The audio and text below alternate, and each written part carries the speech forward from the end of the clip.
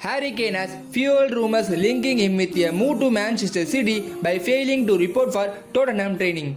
Kane was due back at Hotspur on Monday for series of tests, including one for COVID-19, ahead of his reintegration into the squad following a summer holiday. However, the 28-year-old was a no-show amid persistent talk of an imminent move to Etihad Stadium, with City reportedly preparing to launch a big money bid for his services.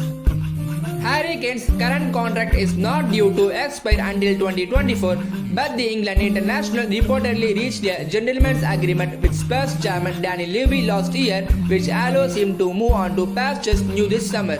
That City are very interested in bringing Kane onto their books and would be willing to spend at least £100 million to finalize a deal, but no formal negotiations between the two clubs have taken place as of yet. Kane opened up on his ambitions to win the biggest prizes on offer in the professional game back in March, admitting he would be open to leaving Spurs if the time comes when he no longer feels they can compete at the highest level. Harry Kane said, "I love Spurs, I will always love Spurs, but I have always said if I don't feel we are going in the right direction, then I am not someone who will just stay for the sake of it.